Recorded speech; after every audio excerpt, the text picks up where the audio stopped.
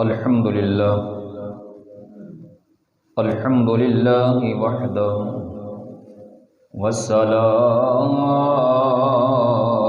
والسلام على من لا نبي بعده أما بعد فأعوذ بالله من الشيطان الرجيم بسم الله الرحمن الرحيم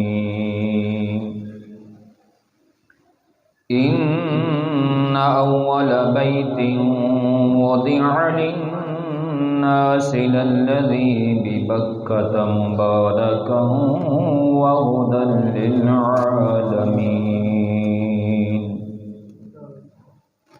فيه آيات بينات مقام إبراهيم ومن دخله كان آمنا ولله على الناس حج البيت من استطاع إليه سبيلا ومن كفر فإن الله غني عن العالمين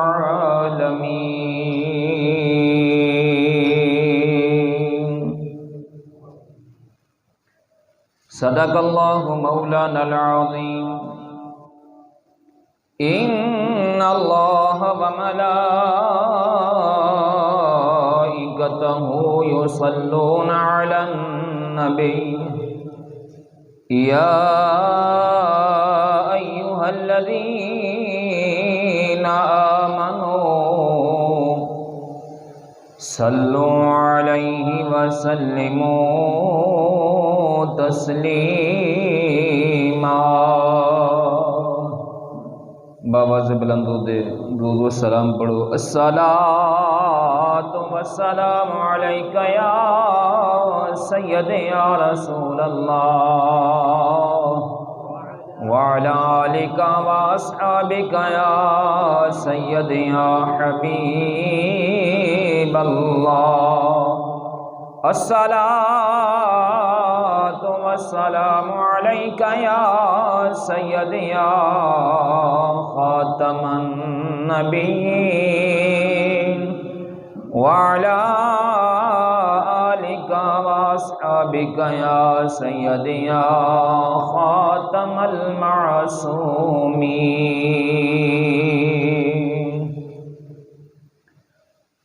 حاجیو شہنشاہ کا روزہ دیکھو حاجیوں آؤ شہنشاہ کا روزہ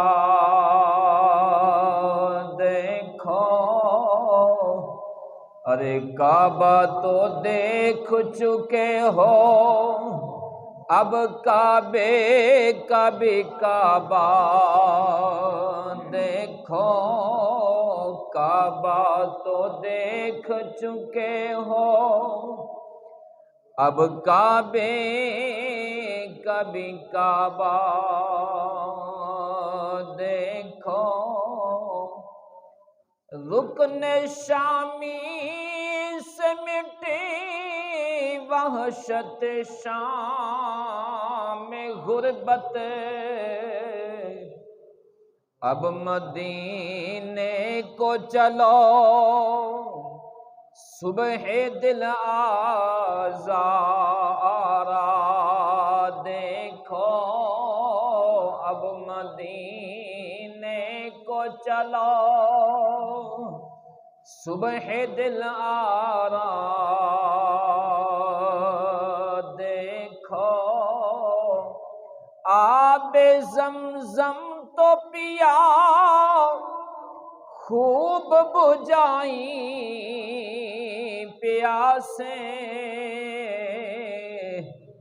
آؤ جود شہ کوثر کا بھی دریا دیکھ دیکھو آؤ جود شہ کوثر کا بھی دریا دیکھو، ابر رحمت کا یہاں زیر میزاب ملے، خوب کرم کے چھینٹے۔ اللہ حضرت فرماتے نے کہ رحمت دا جڑا پرنالا ہے اندے تھلے کھڑے ہوئے ہو تے خوب جڑا رحمت دے چھٹے، اللہ دی رحمت جڑی ہے وہ برس رہی ہے لگاتار۔ زیر میزاب ملے خوب کرم کے چھینٹے، ابر رحمت کا یہاں زور برسنا دیکھو، ابر رحمت کا یہاں زور برسنا دیکھو، حاجیو آؤ شہنشاہ کا روضہ دیکھو۔ تمام حمدہ ثنا و تعریفاں رب کائنات دے واسطے جس دے قبضہ قدرت دے اندر تمام کائنات دی جان ہے۔ انگنت درود و سلام نبی مکرم، نور مجسم، شفیع معظم، تاجدار عرب و عجم، احمد مجتبی، جناب محمد مصطفیٰ صلی اللہ علیہ وآلہ وسلم دی بارگاہ دے اندر ہدیہ عقیدت پیش کرن تو بعد، معزز حاضرین و سامعین، آج ذی القعدہ کا دوسرا جمعۃ المبارک ہے، اور اللہ کی توفیق اس کے فضل سے زائرین حج اپنے اپنے وقت اور ٹائم پر اللہ کے گھر میں حاضر ہو رہے ہیں، جن کو اللہ رب العزت نے توفیق بخشی، استطاعت، سفر کی استطاعت بخشی، اور جن کے مقدر میں اس سال حج ہے، اللہ رب العزت کی بارگاہ میں وہ حاضر ہو رہے ہیں، اور حضور صلی اللہ علیہ وآلہ وسلم کی دولت پر وہ حاضری پیش کرنے کے لیے کچھ وہاں پہنچ چکے ہیں، کچھ راستے میں ہیں اور کچھ تیاریوں میں ہیں۔ اللہ تعالیٰ سب کا جانا اپنی بارگاہ میں قبول فرمائے، اور ہمیں بھی رب العالمین اپنے گھر اپنے حبیب صلی اللہ علیہ وآلہ وسلم کے در دولت کی حاضری نصیب فرمائے۔ قرآن مجید فرقان حمید برہان رشید سورہ آل عمران کے اندر رب العالمین کے ارشاد گرامی ہے، ان اول بیت وضع للناس للذی ببکۃ مبارکا وہدی للعالمین، بے شک سب سے پہلا گھر جو اللہ کی عبادت کے لیے بنایا گیا، اللہ تعالیٰ کی عبادت کے لیے جو سب سے پہلے گھر بنایا گیا وہی ہے جو مکہ میں ہے،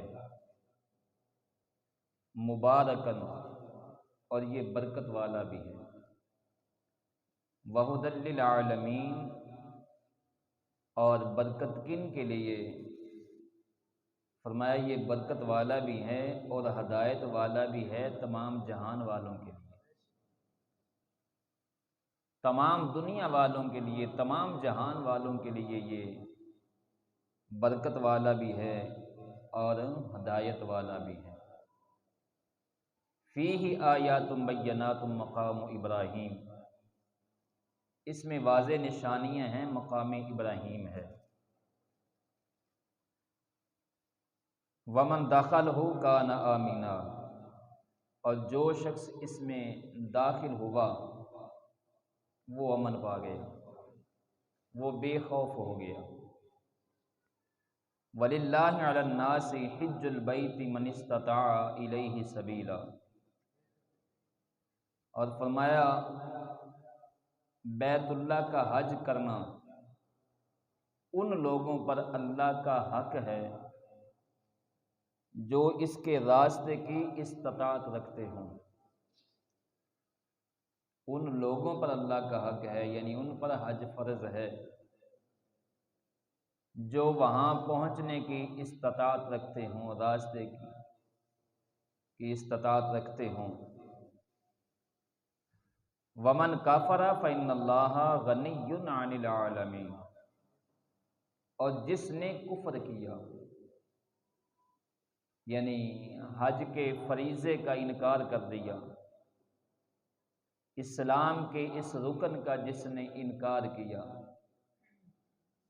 تو فرمایا فَإِنَّ اللَّهَ غَنِيٌّ عَنِ الْعَالَمِينَ، تو بے شک اللہ سارے جہانوں سے بے پرواہ ہے۔ اب دیکھیں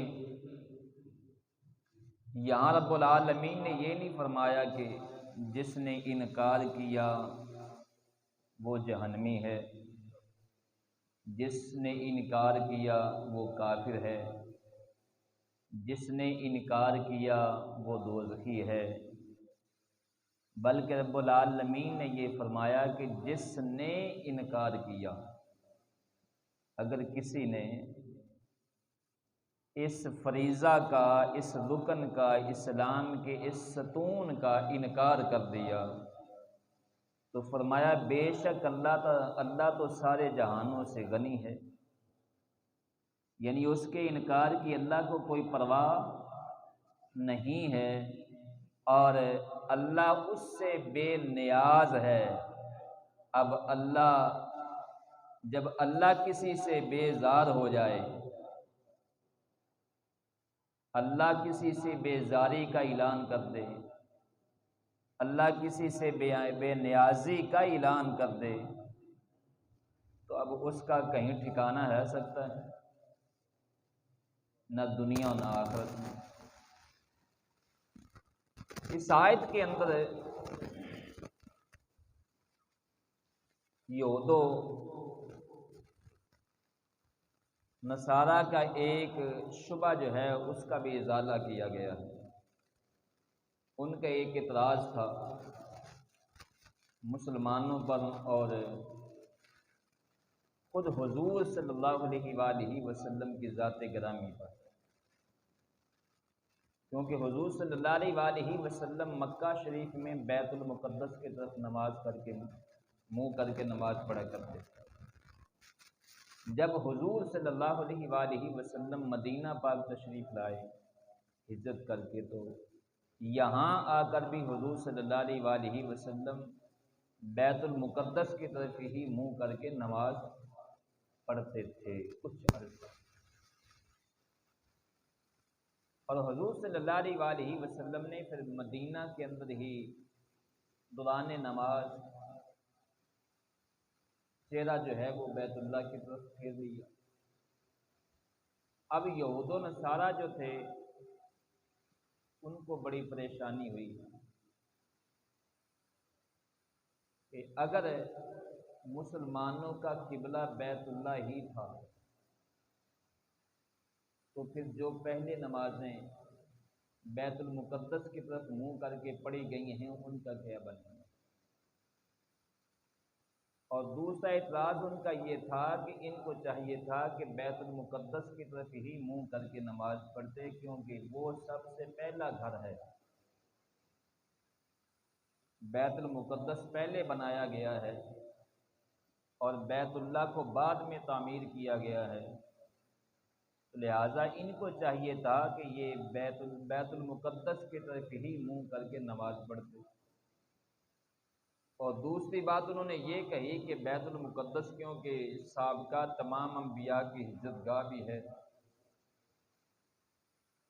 اور انبیاء کی قبریں بھی وہاں موجود ہیں،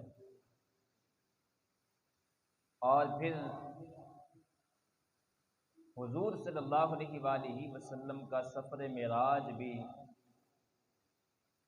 معراج کے سفر کے اندر بھی حضور صلی اللہ علیہ وآلہ وسلم بیت المقدس تشریف لے گئے، اور آسمانی سفر جو ہے وہ بیت المقدس سے شروع ہوا، اور معراج کی رات تمام انبیاء علیہ السلام نے بیت المقدس میں آ کر ہی حضور صلی اللہ علیہ وآلہ وسلم کی ابتدا میں نماز ادا کی۔ تو یہ سب باتیں انہوں نے اپنے اعتراضات جو ہیں وہ مسلمانوں پر کیے، تو اب ان کا جواب خود رب العالمین نے قرآن کی آیات نازل فرما کر جو ہے وہ جواب دیا۔ فرمایا ان اول بیت وضع للناس للذی ببکۃ مبارکا وہدی للعالمین، تم کہتے ہو کہ بیت المقدس دنیا میں سب سے پہلا گھر ہے اللہ کی عبادت کے لیے جو بنایا گیا، تو رب العالمین نے فرمایا نہیں، بے شک ان اول بیت وضع للناس، جو سب سے پہلے اللہ کی عبادت کے لیے جو گھر بنایا گیا ہے، للذی ببکۃ مبارکا، وہ ہے جو مکہ میں ہے، جو برکت والا ہے، جسے بیت المقدس جسے بیت اللہ کہا جاتا ہے۔ تو یعنی اللہ کی عبادت کے لیے جو سب سے پہلے گھر زمین پر بنایا گیا وہ بیت اللہ ہے۔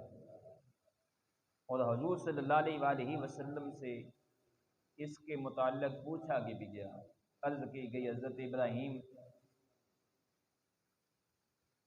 یہ حدیث ہے کہ حضور صلی اللہ علیہ وآلہ وسلم سے سوال کیا گیا، تو حضور صلی اللہ علیہ وآلہ وسلم نے ارشاد فرمایا کہ بیت اللہ کو حضرت ابراہیم علیہ السلام نے بنایا،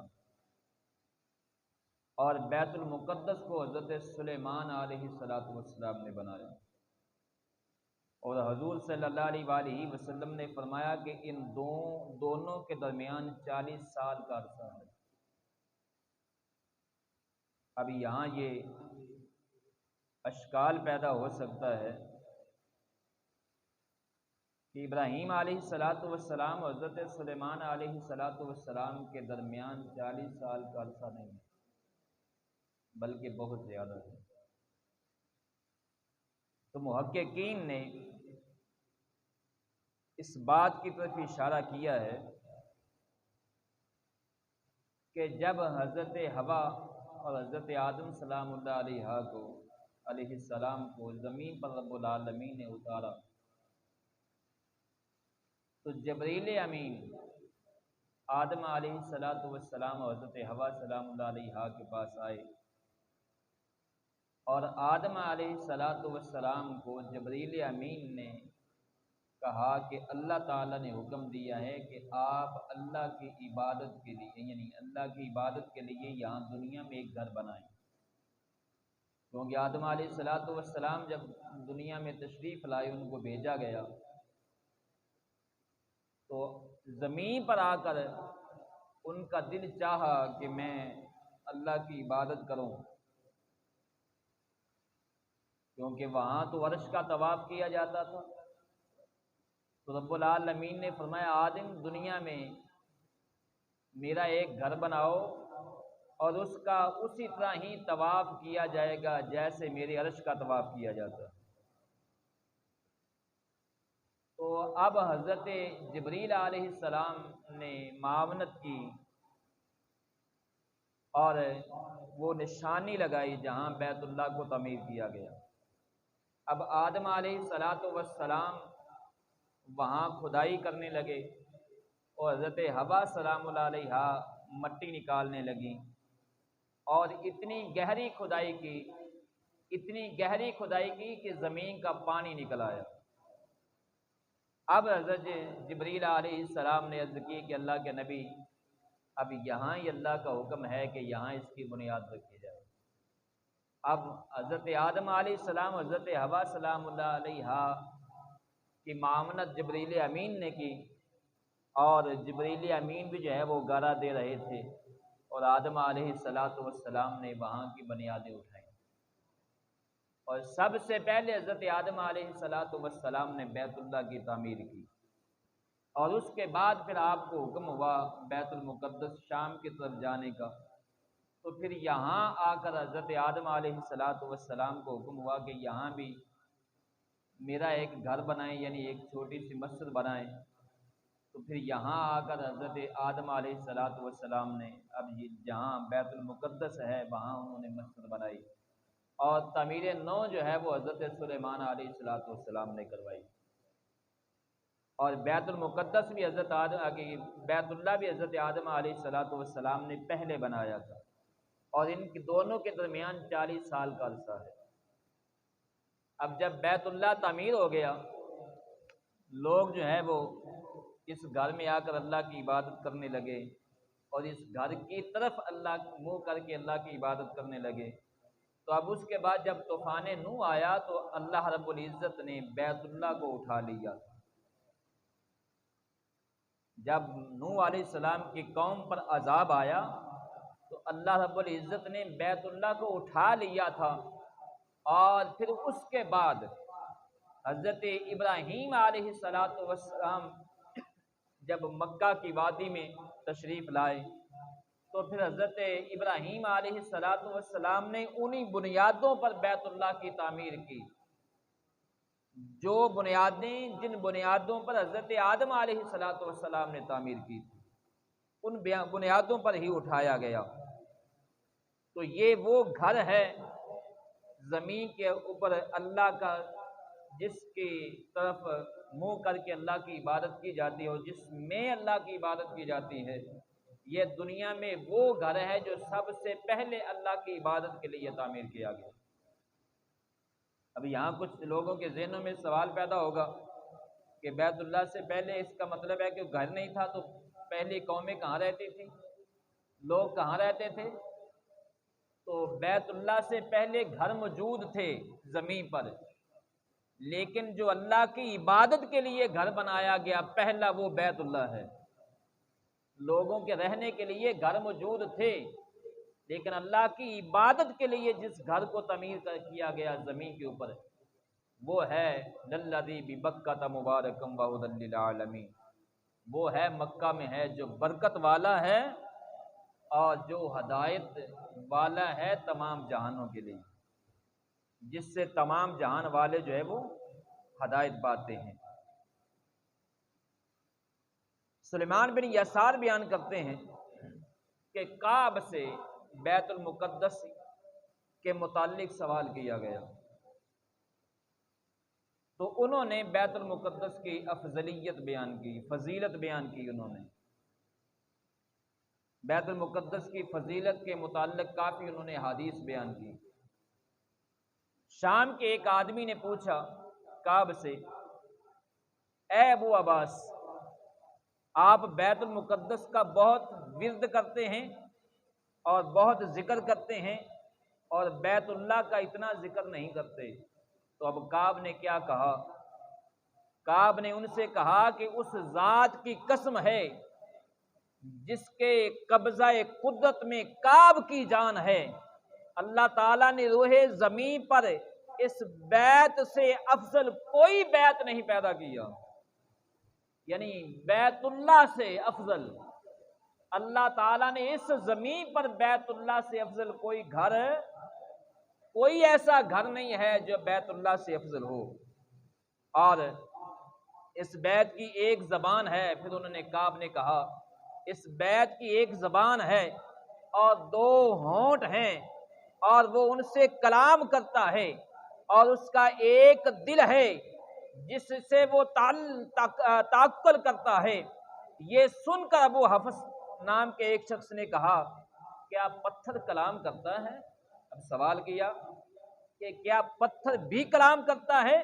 تو کعب نے کہا اس ذات کی قسم جس کے قبضہ قدرت میں میری جان ہے، کعبہ نے اپنے رب سے یہ شکایت کی کہ میری زیارت کرنے والے اور میری طرف آنے والے کم ہو گئے، تو اللہ تعالیٰ نے کعبہ کی طرف یہ وحی کی کہ میں تمہاری طرف ایک نئی رات نازل کروں گا اور ایسے بندے بھیجوں گا جو رات کو جاگ کر سجدہ کریں گے اور تمہارے فراق میں روئیں گے اور تمہاری طرف دوڑتے ہوئے آئیں گے، اور جس نے تمہارے گرد 7 طواف کیے، 7 چکر لگائے، اس کو ایک غلام آزاد کرنے کا ثواب ملے گا۔ اور وہ کون سا غلام؟ حضور صلی اللہ علیہ وآلہ وسلم نے اس کی شرح فرماتے ہوئے، میرے کریم آقا صلی اللہ علیہ وآلہ وسلم نے اس کی مزید وضاحت فرمائی۔ حضور صلی اللہ علیہ وآلہ وسلم نے فرمایا، جس نے بیت اللہ کے 7 طواف کیے، یعنی 7 چکر لگائے، اور ان کے اندر کوئی گناہ نہیں کیا، کوئی غیر شرع بات نہیں کی، حضور صلی اللہ علیہ وآلہ وسلم نے فرمایا اولاد اسماعیل میں سے ایک غلام آزاد کرنے کا ثواب دیا جائے گا۔ عام غلام نہیں، اولاد اسماعیل علیہ السلام سے ایک غلام آزاد کرنے کا ثواب اسے ملے گا۔ اور جو اس بیت کے گرد سر مڑائے گا، قیامت کے دن اس کو ہر بال کے بدلے ثواب ملے گا۔ یعنی جو وہاں حلق کروائے، جو سر مڑائے، قیامت کے دن ایک ایک بال کے بدلے اس کو ثواب ملے گا۔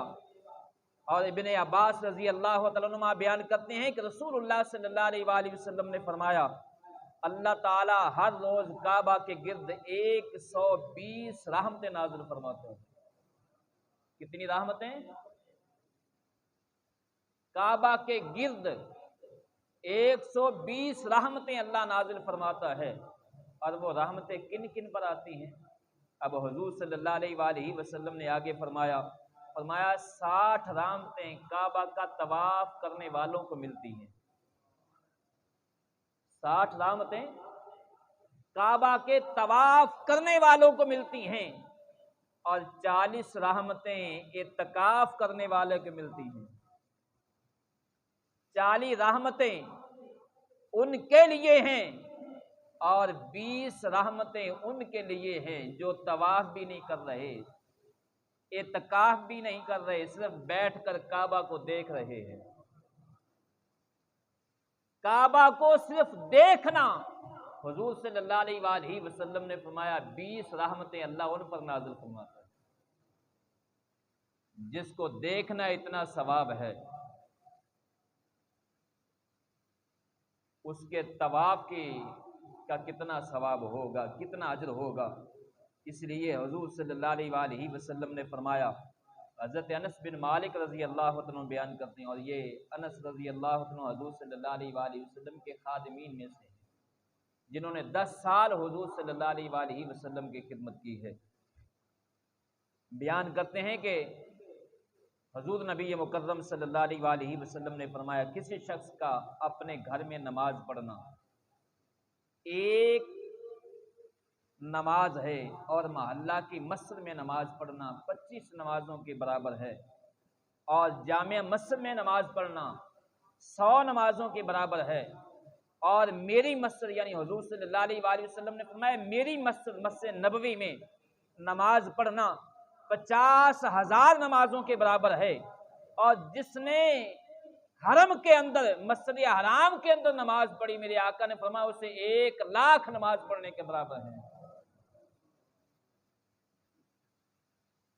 اللہ اکبر! خوش نصیب ہیں وہ لوگ جن کو اللہ رب العزت توفیق بخشی ہے، استطاعت بخشی ہے، اور وہ اللہ کے گھر کا حج کرنے کے لیے اللہ کے گھر میں حاضر ہو رہے ہیں۔ اور ان کے متعلق حضور صلی اللہ علیہ وآلہ وسلم نے فرمایا ہے، میرے کریم آقا صلی اللہ علیہ وآلہ وسلم نے فرمایا، حضرت ابو ہریرہ رضی اللہ عنہ سے یہ روایت ہے، فرماتے ہیں کہ جس نے حج کیا اور اس میں جمع یا اس کے متعلق باتیں نہیں کی، یعنی گناہوں سے بچا رہا، جمع بھی نہیں کیا، اور جمع کے متعلق جو باتیں ہیں اپنی بیوی سے وہ بھی نہیں کی،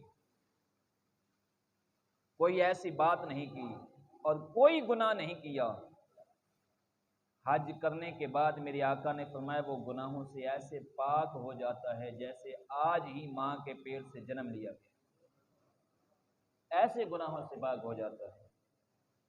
اور عمرو بن عاص رضی اللہ تعالیٰ عنہ بیان کرتے ہیں کہ جب اللہ تعالیٰ نے میرے دل میں اسلام ڈالا، یعنی جب میں اسلام لایا، تو میں حضور صلی اللہ علیہ وآلہ وسلم کی خدمت میں حاضر ہوا۔ میں نے عرض کیا یا رسول اللہ صلی اللہ علیہ وآلہ وسلم، اپنا ہاتھ بڑھائیے تاکہ میں آپ سے بیعت کر لوں، یعنی اسلام قبول کروں۔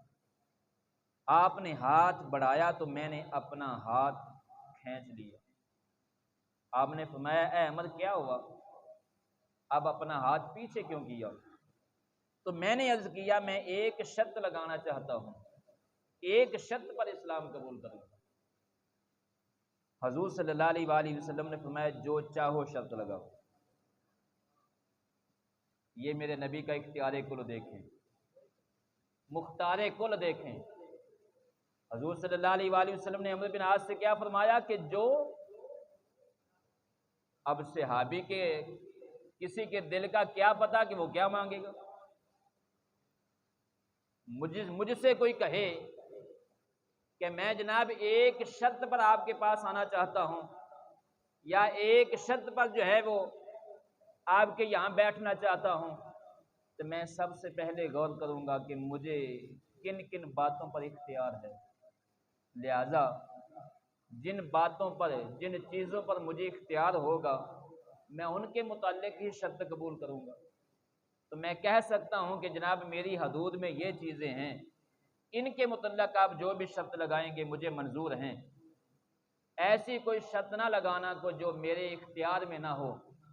اب حضور صلی اللہ علیہ وآلہ وسلم نے جب عمرو بن عاص نے حضور صلی اللہ علیہ وسلم سے عرض کیا کہ میں ایک شرط پر جو ہے وہ اپنا ہاتھ آپ کے ہاتھ میں دوں گا، تو حضور صلی اللہ علیہ وآلہ وسلم نے یہ نہیں فرمایا کہ زمین پر مجھے اختیار ہے آسمانوں پر نہیں ہے، زمین پر اوپر مجھے اختیار ہے زمین کے نیچے نہیں ہے۔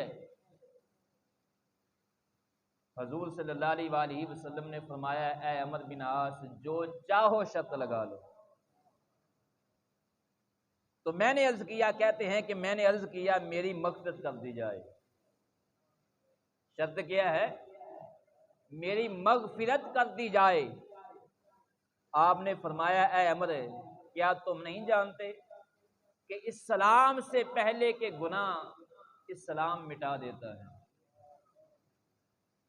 اور ہجرت اس سے پہلے کے گناہ مٹا دیتی ہے، اور حج اس سے پہلے کے گناہ کو جو ہے وہ مٹا دیتا ہے۔ یعنی جس نے حج کیا، حج سے پہلے جتنے گناہ ہیں میرے کریم آقا صلی اللہ علیہ وآلہ وسلم نے فرمایا اللہ ان کو معاف فرما دیتا ہے۔ حضرت انس بن مالک رضی اللہ عنہ بیان کرتے ہیں، یہ طویل حدیث ہے، فرماتے ہیں کہ رسول اللہ صلی اللہ علیہ وآلہ وسلم کے ساتھ مسجد خیف میں ہم بیٹھے ہوئے تھے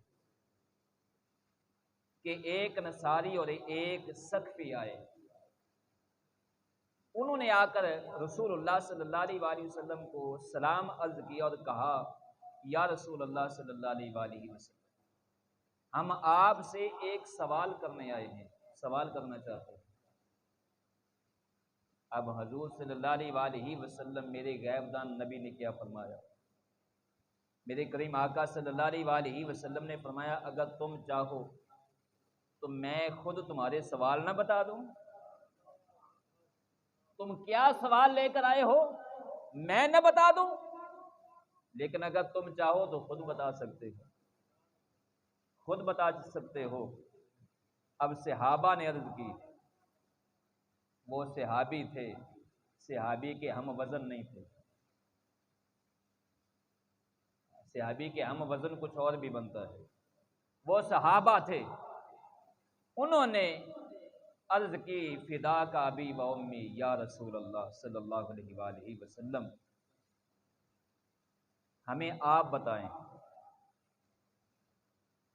آپ نے فرمایا تم یہ سوال کرنے آئے ہو کہ جب تم اپنے گھر سے بیت اللہ کے لیے روانہ ہو اور بیت اللہ کا طواف کرو تو اس میں تمہارے لیے اجر کیا ہے؟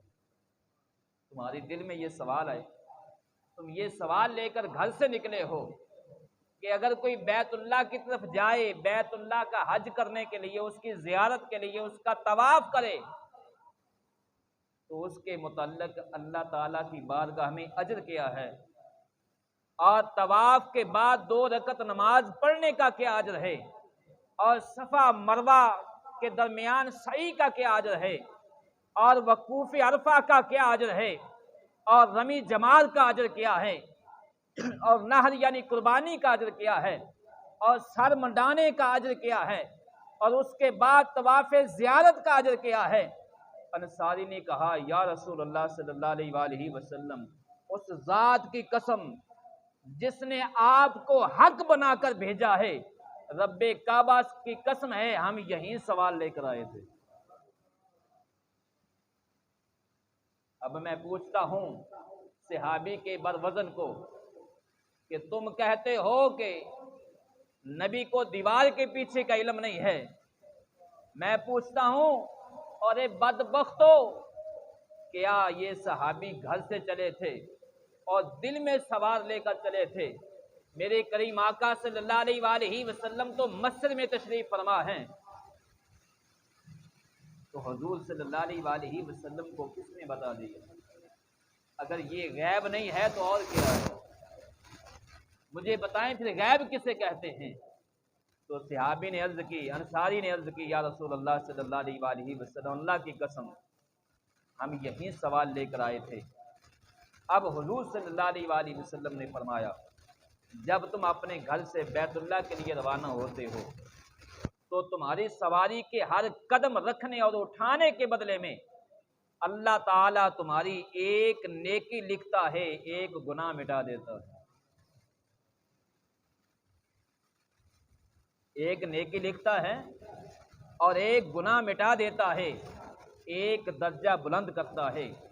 اور جب تم طواف کے بعد 2 رکعت نماز پڑھتے ہو تو تمہیں اولاد اسماعیل سے ایک غلام آزاد کرنے کا ثواب ملتا ہے، اور جب تم صفا اور مروہ کے درمیان سعی کرتے ہو تو تمہیں 70 غلام آزاد کرنے کا اجر ملتا ہے۔ کتنے غلام؟ 70 غلام آزاد کرنے کا رب العالمین اجر عطا فرماتا ہے۔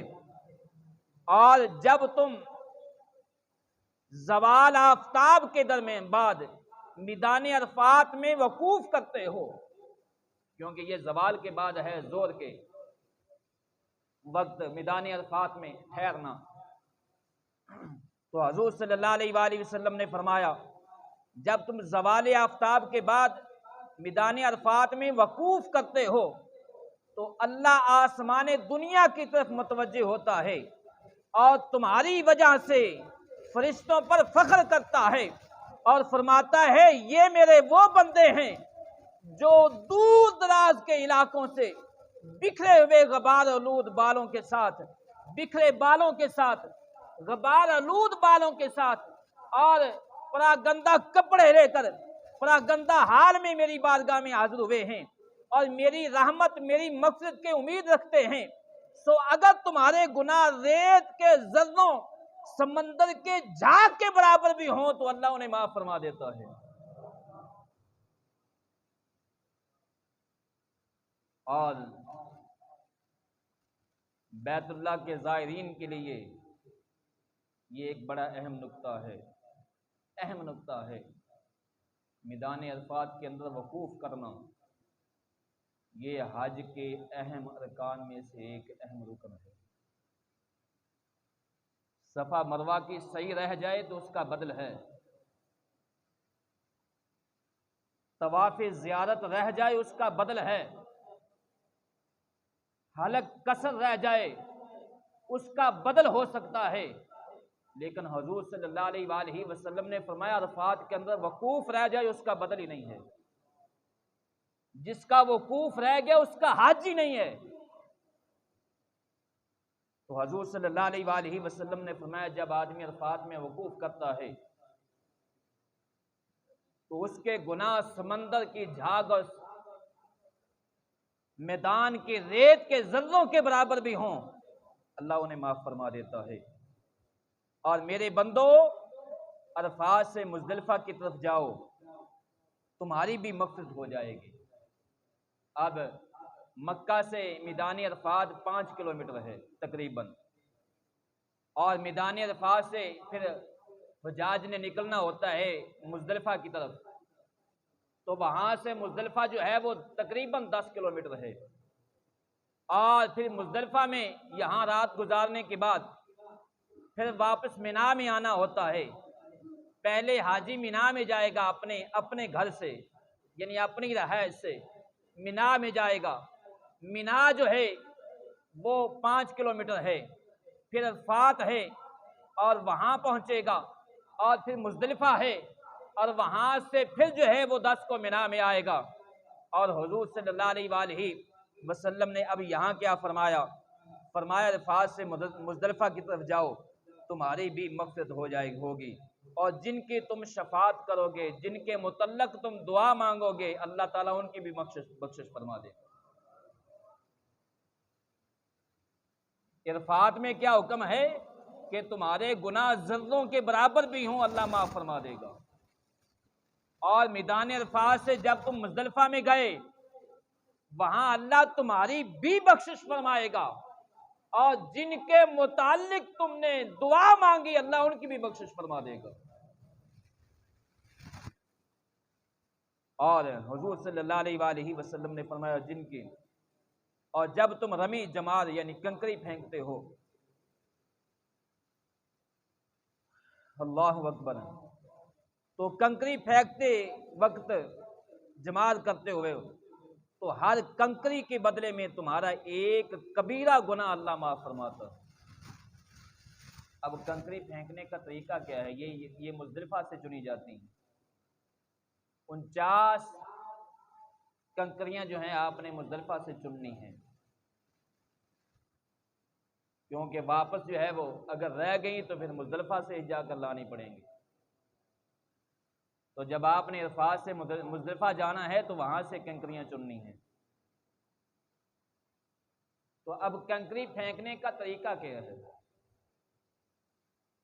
اگر میں کسی حاجی سے پوچھ لوں، یہاں کافی حاجی حضرات بیٹھے ہیں، اگر میں کسی سے پوچھ لوں کہ کنکری پھینکنے کا طریقہ کیا ہے، تو میں یقین سے کہہ سکتا ہوں کہ کسی کو علم نہیں ہوگا۔ اب حضور صلی اللہ علیہ وآلہ وسلم نے فرمایا کنکری پھینکنے کا جو طریقہ ہے وہ یہ ہے کہ آپ نے اپنی شہادت کی انگلی اور انگوٹھے سے کنکری پکڑنی ہے، اس سے پھینکنی ہے، اور شیطان کو نیچے کی طرف مارنی ہے۔ اب وہاں حال کیا ہوتا ہے؟ وہاں کنکری تو ایسے پھینکنا درکنار ہے، وہاں تو جوتے بھی مار رہے ہوتے ہیں لوگ،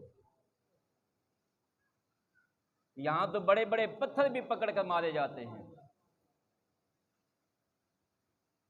تو وہ وقت نہیں ہے، ورنہ میں آپ کو اس حوالے سے ایک جو ہے قائد سناتا۔ وقت کی نزاکت کے پیش نظر یہ حدیث مکمل کرنا چاہتا ہوں۔ اب حضور صلی اللہ علیہ وآلہ وسلم نے فرمایا ایک ایک کنکری کے بدلے اللہ تعالیٰ ایک ایک کبیرہ گناہ معاف فرمائے گا، اور ایک نیکی لکھ دی جائے گی۔ اب انصاری نے کہا، عرض کی، یا رسول اللہ صلی اللہ علیہ وآلہ وسلم، اگر اس کے گناہ کم ہوں؟ آپ نے فرمایا تو پھر اس کی نیکیاں ذخیرہ کی جائیں گی، یعنی 49 کنکر ہیں، وہ کنکریاں تو 49 ہیں نا۔ تو صحابی نے عرض کی، یا رسول اللہ صلی اللہ علیہ وآلہ وسلم، اگر اس کے کبیرہ گناہ کم ہو، یہاں ایک کنکری کے بدلے ایک کبیرہ گناہ کی معافی مل رہی ہے، اگر اس کے گناہ جو ہیں وہ کم ہوں تو اس کے لیے حکم کیا ہے؟ تو میرے کریم آقا صلی اللہ علیہ وآلہ وسلم نے فرمایا پھر وہ کنکری اس کی نیکیوں کے اندر کنورٹ ہوگی، نیکیاں ذخیرہ کی جائیں گی۔ حالانکہ اس سے پہلے حضور صلی اللہ علیہ وآلہ وسلم نے الفاظ کے اندر خبر دے دی ہے کہ اللہ تمہارے سب گناہوں کو معاف فرما دے۔ اللہ اکبر۔ اس کے بعد فرمایا طواف زیارت کرو گے تو تم اس حال میں طواف کرو گے کہ تمہارا کوئی گناہ نہیں ہوگا۔ جب تم طواف زیارت کرو گے، یہ طواف زیارت کنکریاں مارنے کے بعد ہے 10 ذوالحج کو، قربانی کرنے کے بعد، تو فرمایا جب تم طواف زیارت کرو گے تو تم اس حال میں اللہ کے گھر میں کھڑے ہوگے، اب تمہارے اوپر کوئی گناہ نہیں ہوگا۔ پھر ایک فرشتہ تمہارے دو کندھوں کے درمیان ہاتھ رکھ کر کہے گا جاؤ آج سرے نو اپنے عمل شروع کر دو، پچھلے گناہ اللہ نے معاف فرما دیے۔ اور یہ سب کچھ کب ہوتا ہے؟ جب انسان اللہ کے گھر میں پہنچے، احرام باندھے اور احرام کی پابندیاں مکمل کرے۔ اب ہم نے تو یہاں تک بھی سنا ہے کہ وہاں حاجی جا کر آپس میں جھگڑتے بھی ہیں، لڑائیاں بھی کرتے ہیں، ایک دوسرے کو گالیاں بھی نکالتے ہیں۔ تو اب مجھے بتائیں پھر وہ حج کرنے کے لیے گئے ہیں یا لڑائیاں کرنے کے لیے گئے ہیں؟ اب وہاں انہوں نے جس جگہ کسی قاتل کو بھی امن مل جاتا ہے، صحابی کہتے ہیں کہ عبداللہ بن عمر کہتے ہیں کہ اگر میرے باپ کا قاتل بھی حرم میں داخل ہو جائے میں اس کو قتل نہیں کروں گا۔ جہاں کسی قاتل کو امن مل جائے، جہاں جانور کو امن مل جائے، جہاں جانور کا شکار نہیں کیا جاتا، جس جگہ پر اتنا امن ہو وہاں آپ ان مکہ والوں کو کہہ دیں کہ میں چاہوں تو تمہیں بیچ دوں یہاں، تو مجھے بتائیں آپ نے مکہ والوں کا حیا کیا کیا ہے؟ آپ نے تو وہاں جا کر امن خراب کر دیا۔ اور جو لوگ پھر ایسے عمرہ حج کر کے آتے ہیں نا، حدیث میں تو یہ ہے کہ جب عمرہ حج کرنے کے بعد آدمی لوٹتا ہے تو ایسے ہوتا ہے کہ جیسے ماں کے پیٹ سے آج جنم لیا گیا ہے۔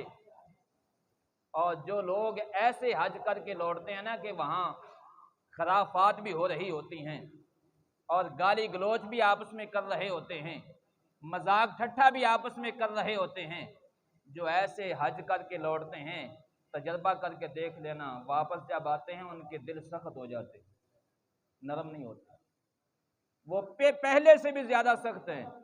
تو ان حاجیوں کے لیے وہ مثال ہے جس نے ایک گاڑی کے اندر کسی اندھے کے ہاتھ پر سگریٹ لگا دیا تھا، یہ ایک لطیفہ ہے۔ تو اس نے کہا حاجی یہ کی تھا، انہوں نے کہا تینوں کی میں پتہ لگ گیا میں حاجی ہوں، انہوں نے کہا ایک کام ہی حاجی ہوں۔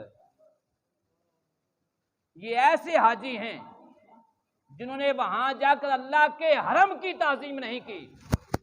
حضور صلی اللہ علیہ وآلہ وسلم نے فرمایا میرے مدینے کے لوگوں کا حیا میرے لیے کرو، مدینے کا حیا کرو، وہاں کے جو مکین ہیں ان کا حیا کرو۔ اب ہم وہاں جا کر جو ہے وہ اپنی بکواسات اگر شروع کر دیں تو ہم حضور صلی اللہ علیہ وآلہ وسلم کے گھر کے مہمان ہیں۔ حاجی اللہ رسول کا مہمان ہوتا ہے اور مہمان میزبانوں کو ہی بھونکنا شروع کر دے، کیا اس مہمان کی عزت ہوتی ہے؟ میزبان اس کی قدر کرے گا؟ آپ کسی کے گھر مہمان جائیں اور میزبان کے بچوں کو جھڑک دیں، میزبان کے نوکر کو جھڑک دیں، مجھے بتائیں آپ نے چاہے اس کے نوکر کو جھڑکا ہے، میزبان آپ کی عزت کرے گا؟ تو آپ اللہ کے گھر میں مہمان گئے، اللہ رسول کے مہمان ہیں، تو وہاں مدینے والوں کو ہی بیچنا شروع کر دیں؟ توفہ ہے تمہارے ایسے رویے پر، تمہارے ایسے حج پر، تمہارے ایسے عمرے پر۔